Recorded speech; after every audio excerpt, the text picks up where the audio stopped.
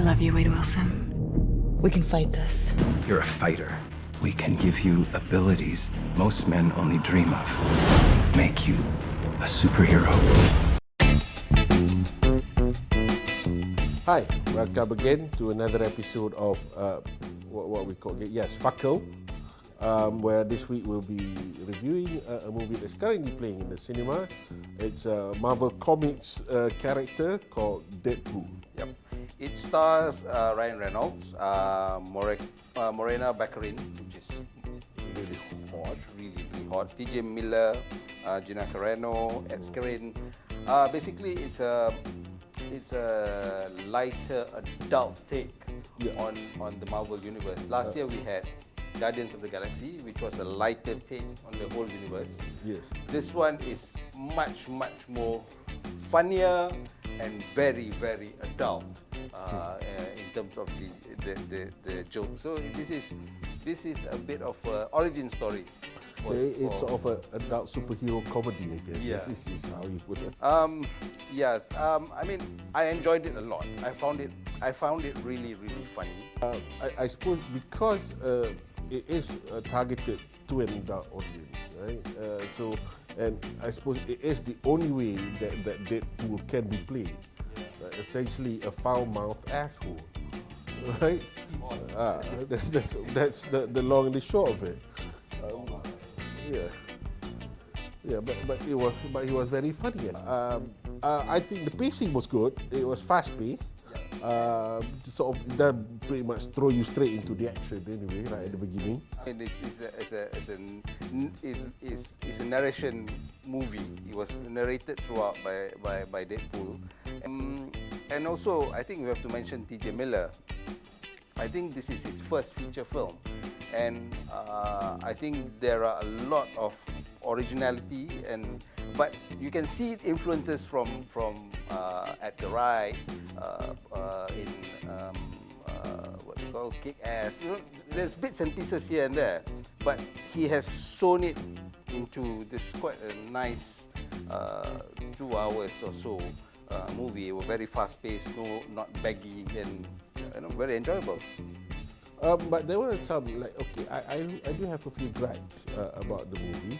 I think the bad guy, of course, there's not really much background on the baddies, I think, you know.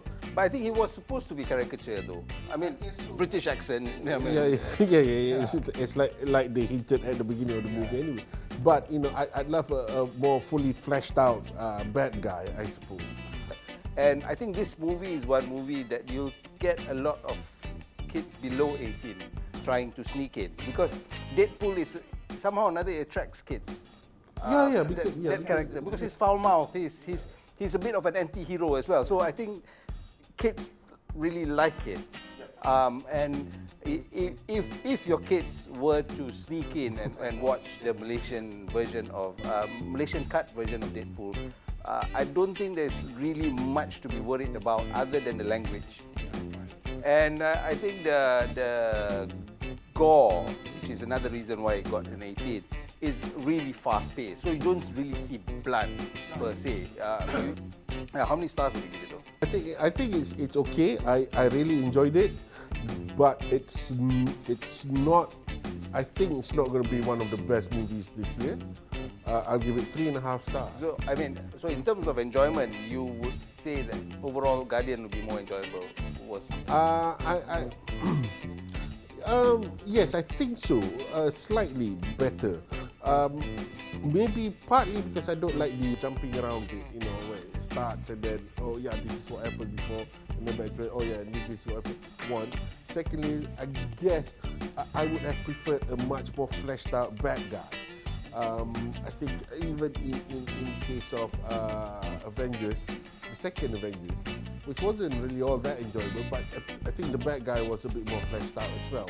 In that sense, part of the failing for me of this movie is that I never really felt that Deadpool would be in danger. There was no peril on his part because he can lose limbs and he can this thing. But I mean, yes, I think in terms of a comedic value, I prefer Deadpool, in the sense that it's funnier. Music was brilliant. You think that Guardians of the Galaxy did well on the music front with the 70s funk. This one does well with 80s schmaltz. I mean, people of our vintage will actually really get into it. You know, Salt and Pepper, Wet, Careless Whisper. I mean, you see the most creative use of Careless Whisper in an action movie. I don't think Andrew Ridgeley or George Michael ever could have foreseen that. So imagine that their song would end up in a movie like this. I would give it. I think I'll give it 4 stars. It will be a difficult toss-up between this and Guardians.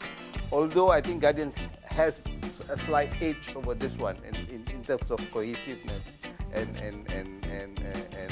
storyline.